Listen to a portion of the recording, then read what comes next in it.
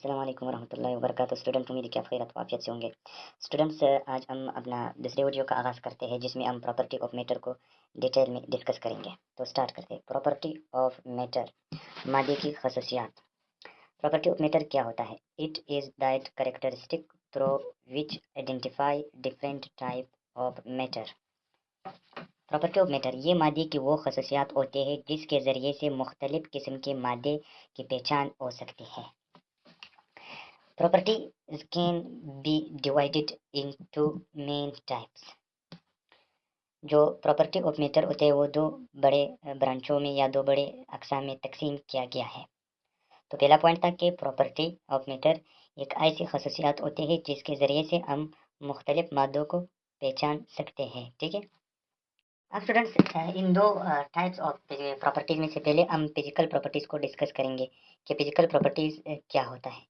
तो physical properties, in physical properties, the physical appearance like shape, size, and state of matter can change, but the chemical composition does not change.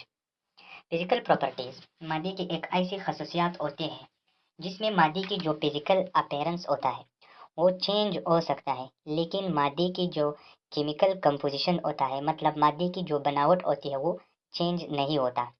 मिसाल में दे रहा हूँ, जैसे कि हमारे पास है when the water is boiled it turns into steam but its composition not change. आसान सी मिसाल है, जब आप लोग देखो पानी, वाटर, जब आप उसको गर्म करते हो तो वो बॉयल हो जाएगा। ठीक है। जब वाटर बॉयल हो जाते हैं तो वो किस चीज़ में कन्वर्ट हो जाएगा? गैसेज में कन्वर्ट हो जाएगा। अब पानी का जो फिजिकल अपीयरेंस था, पहले लिक्विड था, अब वो लिक्विड गैस में तब्दील हो गया।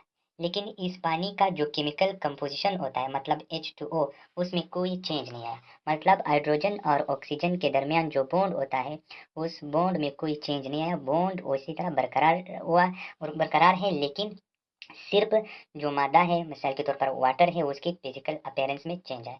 तो फिजिकल प्रॉपर्टी मादे की वो खसूसियात होती है जिसमें क्या होता है, सिर्फ फिजिकल अपीयरेंस चेंज होता है, बट जो उसका केमिकल कंपोजिशन है उसमें कोई चेंज नहीं आता। अच्छा, दूसरे एग्जांपल देखो, when ice melts, when ice melts into water, मतलब सॉलिड टू लिक्विड।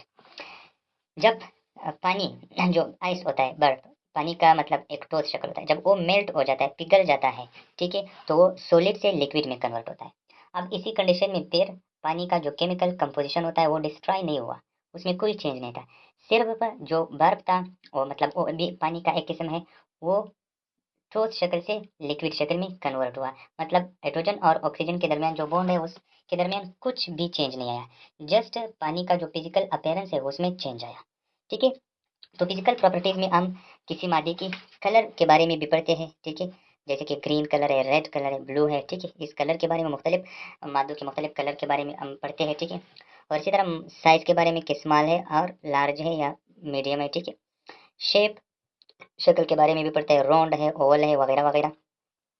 इसी तरह हम मादे की जो मैस होता है, ठीक है, मास करें हाउ इट इज़ हेवी, मतलब जो कोई मादा होता है, मिसाल की तरफ उसका मास क्या होता है, मतलब वो हेवी होता है या लाइट होता है, मतलब हल्का होता है या भारी होता है। ठीक है।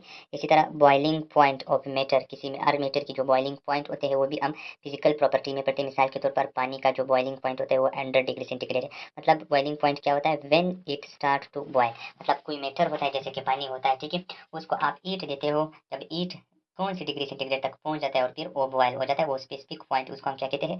बॉइलिंग पॉइंट कहते हैं। इसी तरह मेल्टिंग पॉइंट भी हम फिजिकल प्रॉपर्टी में डिस्कस करते हैं, व्हेन इट स्टार्ट मेल्ट। ठीक है, ये मेल्टिंग पॉइंट की डेफिनेशन है, वो पॉइंट जहाँ पर कोई मादा पिघलना शुरू कर देता है। ठीक, तो इसको मेल्टिंग पॉइंट कहते हैं। इसी तरह स्टेट के बारे में भी, मतलब आलात के मादा सॉलिड है या लिक्विड है या गैस की शक्ल में है, तो ये भी हम फिजिकल प्रॉपर्टी में डिस्कस करते हैं।